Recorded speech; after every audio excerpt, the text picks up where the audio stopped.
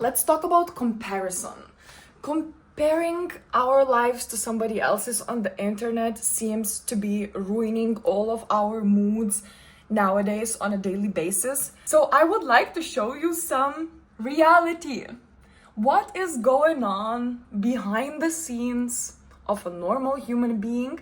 We're going to talk about just sometimes having a messy home, and we're going to talk about the mindset, how to go from comparing yourself to let's say other women and comparing your life to other lives, to other people's lives, and how to go from there, from constant self-judgment to actually liking yourself more, loving yourself more, appreciating your life more, and understanding that perfectly photoshopped video or a picture, it is curated to look perfect and aesthetic, and life doesn't look like that.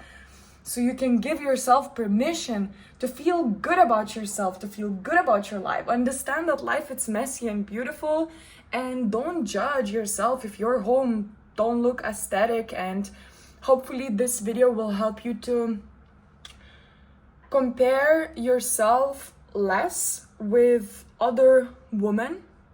So it might be not possible to do it all the time and never compare yourself to anybody else, but at least to compare yourself less with other people and like yourself more in the mirror. So just for example, okay, like look at my home. I'm staying for a week here in Dubai. This is my home right now. Okay, my bed isn't made. I normally make my bed every morning, but okay, today I didn't because we left at 7:30 to meet our friends and their dog for a walk, so we just rushed out. The bathroom isn't always aesthetic. Oh my god, I'm really afraid to show you our living room and one of the rooms, because if my mom saw this, how I live now, she would tell me, have you learned nothing when you were growing up? Okay, so sometimes you live out of the luggage. I travel full time, so usually I'm a very clean person and someone who loves her stuff to have in a neat way, always super nicely organized in the wardrobe, because that's how my mom literally taught me to live, you know. But sometimes it doesn't happen, and I'm not ashamed of it, you know. It's life. Sometimes you live out of the luggage and it's messy everywhere. There is stuff literally just laying around everywhere, and oh my god, the kitchen. Yeah, it's messy. I need to take out the trash. I don't know if you can see it, I hope. But, you know, it's not like on an Instagram picture. This is the living room where we work from here.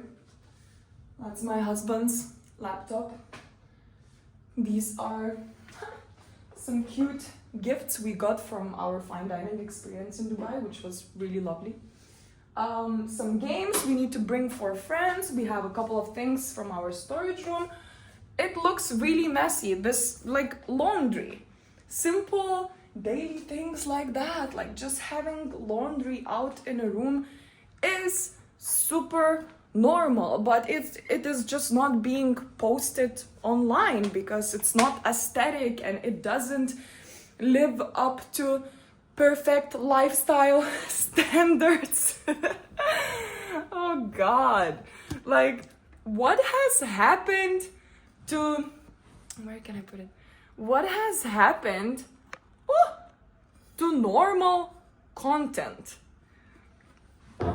What has happened to normal, raw, beautiful content where whatever, if there is something that doesn't align with looking perfect in the background, it's still there? What happened to having online a normal body figure?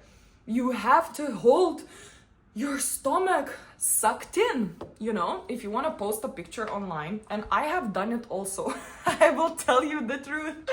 I also have done it myself, so I'm not gonna pretend that I am like super cool and I am not afraid to post my real life online. No, it's really scary to be seen and to build your identity online and to show and talk about the things you are vulnerable about. It is scary and it's completely out of my comfort zone. But it's just like there's too much perfection out there. I have done modeling for a decade in the past, and I have lived in this perfection world. You know, when you work in the fashion industry, your life, your career depends on your looks. So everything has to be perfect. Like also on sets, when you go to work, you are curating and producing this perfect best moment from hundreds of pictures. Only one is chosen out to go on a magazine cover, you know? So it was all about perfection, and it was hard for me, honestly, first to get out of this perfection mindset and to shift my identity from being super, super skinny but hating myself when I look in a mirror, shifting and going to gaining weight on purpose, having mental breakdowns because I couldn't fit into my old clothes. I had to throw everything away and give away and buy new clothes, bigger clothes, and make peace with myself that, oh my God, my body is not perfect anymore. When you quit modeling and you have had a modeling figure that is perfect according to society standards, it's really hard to get out of that figure, gain weight, gain muscle, even though I was like, wow, I'm so capable, I'm strong now and toned, you know? I was like, oh, it's the hardest thing to get out of this perfection because now I am not perfect. So I can really relate to all the women who look online at fitness influencers and models and judge themselves because whew, that's how I used to judge my body every day in the modeling industry. You know, going to castings. Castings are the things you go to get jobs. You go to castings, there are hundreds of girls, like the competition is insane. And you compare yourself every day to those girls and you are rejected every day. I mean, sometimes you are not rejected, sometimes you are picked for a job and yay, that day you celebrate. But most of the time, because of super hard competition, you are rejected because of your looks. So it's so hard to value yourself for actually who you are. It's so hard to feel worthy. So I really understand women who look online at all this perfection, and I know it's been produced. I know life is not like that. No one walks with super flexed abs and sucked in stomach and looking super lean. No, we eat food and we get bloated and we look a little bit more swollen from day to day. Our weight fluctuates.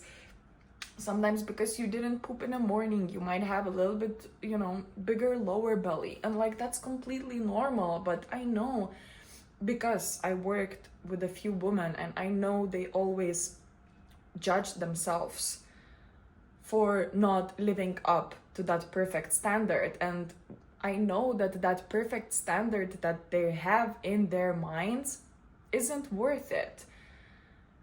What is worthy is learning to love yourself, getting out of perfection and comparison and learning to love yourself.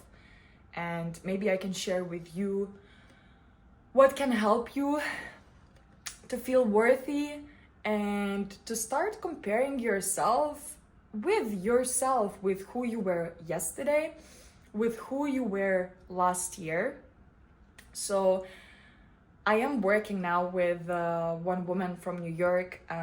We are working on her weight loss journey, and in the past, the only way she knew how to lose weight was through extreme restriction. So she would just not eat at all, lose a massive amount of weight, and then gain it all back because she had no strategies of or no knowledge about sustainable weight loss.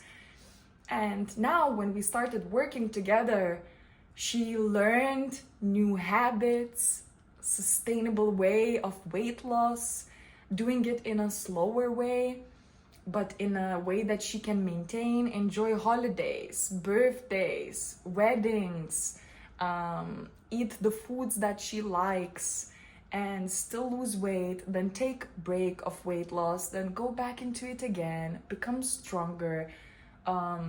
Literally, she just changed her lifestyle. And the most important thing is how her psychology and mindset changed while working together. She doesn't compare herself with any other woman. She doesn't compare her body with somebody else's online. She doesn't compare her body with her friends or co-workers or really anyone. She just compares herself with how her habits were 1 year ago. So she's like, and how her body felt and looked 1 year ago. She's like, wow, 1 year ago, I was stuck in restriction. I was stressed. I didn't like myself enough. I didn't know how to lose weight. I tried following these cookie cutter programs that are super restrictive but don't teach you anything, any philosophy about what is actually wellness and how to take care of yourself. So she compares herself and she's like, I made so much progress. I lost weight, I look lean, I look toned, I'm strong. She didn't have any upper body strength. Now she can do push-ups.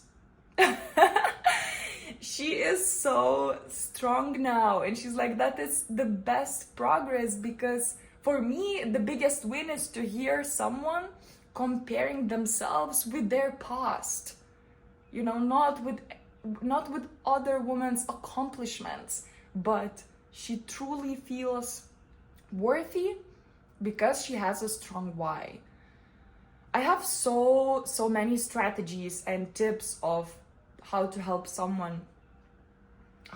women develop that confidence. I just wonder what would serve you most today, because there are many ways to get out of comparison mode and start loving yourself. But we should probably, if you are a beginner, we should start somewhere really small. That could be just maybe one of the methods, flipping the thought. I use this all the time.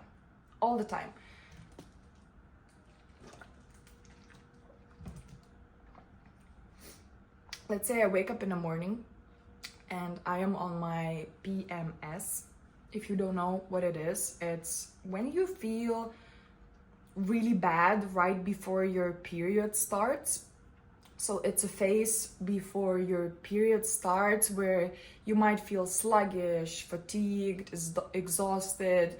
Your inner critic, it's awakened, and it's, you know, something in your head, this other personality, it's like criticizing you all the time.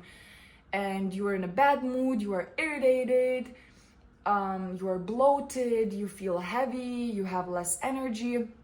This is very individual. Not every woman would feel this. Like, for example, my mom, she has never had PMS in her life. She had amazing menstrual cycle experience. So, yeah, it was hard for her, for example, to relate to me when I was a teenager and I got my period and I experienced my first PMS and period. She would be like, wow, what is going on with her? You know, why is she so moody? Why is she in so much pain? So it's very individual. Every woman might experience different symptoms, but anyways, for me and many women that I know, we experience extreme PMS, usually, not always. So let's say I wake up on my PMS, I feel heavy, I feel bloated, I crave sugar and literally everything in front of my eyes. I just want to eat. I feel irritated. I'm very moody. In 10 minutes, you could, like my husband says, in 10 minutes, he experiences 6 or 8 of my personalities. So I can laugh, and then I can cry, and then I get angry, and then I'm irritated, and then I'm kind of like emotional and feeling like so grateful that he's there and not judging me. I'm like, oh my God. Yeah, it's wild. It's a wild roller coaster. So those days, last month I managed to have only one of those days. Usually it would go on for a few days, but sometimes it gets better, and now I learned to put myself into a better mental state. So it takes shorter time. So during those days, my inner self-critic is super loud. But you might be not on your PMS, and that inner self-critic might be loud on a daily basis. So it really depends how your inner critic works. And then you start judging yourself. Like I would hate myself looking in the mirror. I would like call myself all kind of names. I would open social media and I would start judging my own content and comparing myself to others.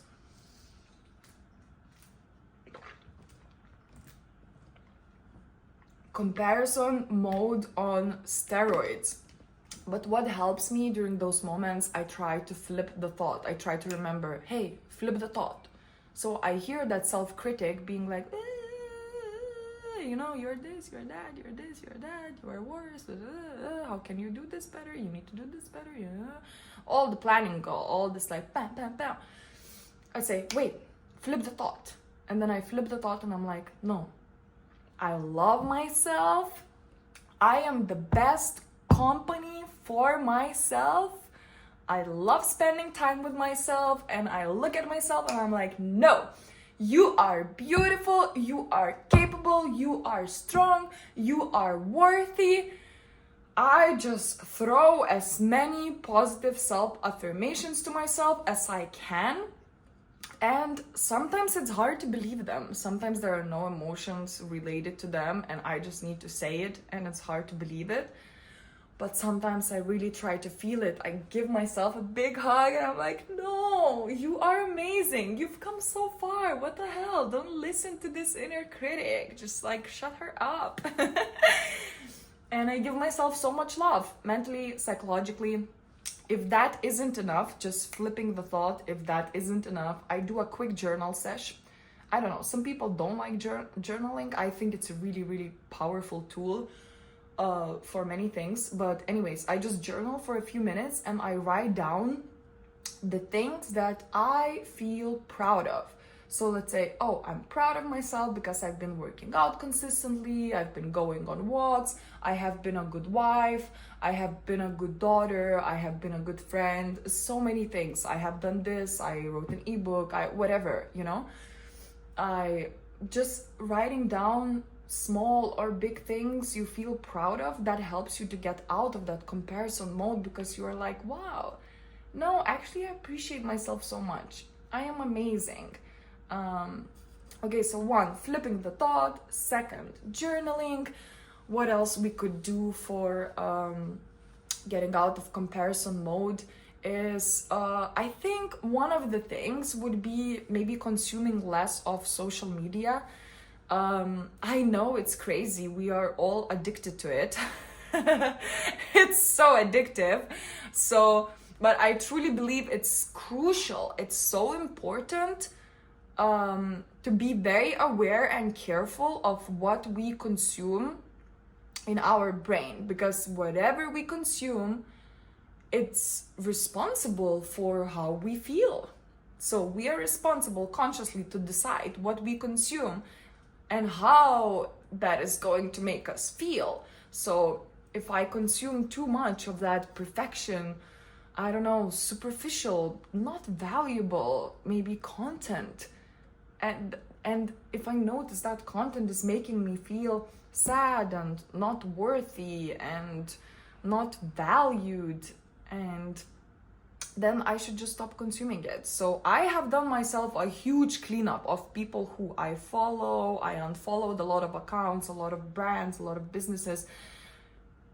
Whoa, like I have done a really big cleanup, and I try to follow. I don't watch news because it makes me feel really, really emotionally sad. I am very highly empathetic person. So if I watch news and I hear something, horrific, like I immediately feel really sad, like I need to be there, I need to fix something with the world, I need to help, and I just feel really, really, really sad. Like I just want to cry and I feel emotional. So that's not good for me. So I can't watch news, but I started following positive news. There are a couple of really fun accounts where some journalists or some just people randomly creating Instagram accounts and posting positive news, and that's really fun to see. Like, I don't know, how animals somewhere are happy and they recovered from something, or like how, I don't know, some plants are doing this and that in the world. Like,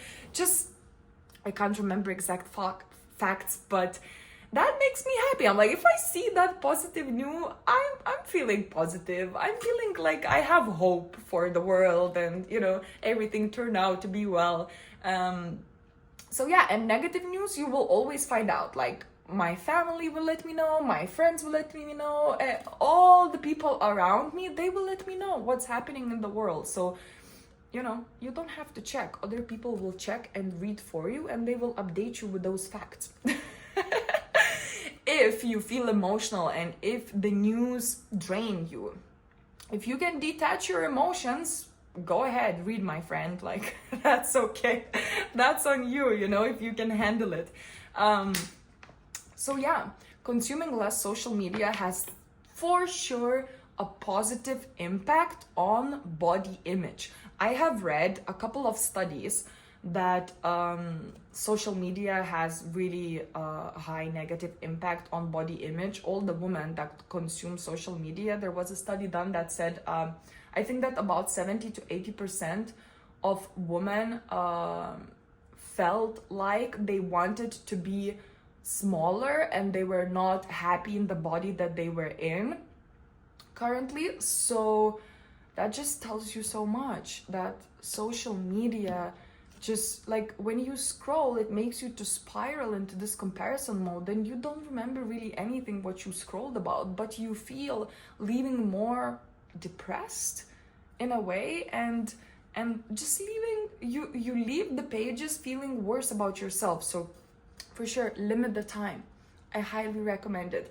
Limit the time on social media. You will feel more positive, more happy, or follow more positive, happy accounts that like spark an inspiration, that make you move forward, that help you move your body, that help you release your emotions, that really help you to become a better version of yourself. So I think that's it. I think that's enough of the tips. I have many, many more, but I'm just afraid to share too many, so we are not overwhelmed with too many things. And yeah, I hope these few help you if you implement them consistently. Remember, life isn't perfect. Life isn't about aesthetics.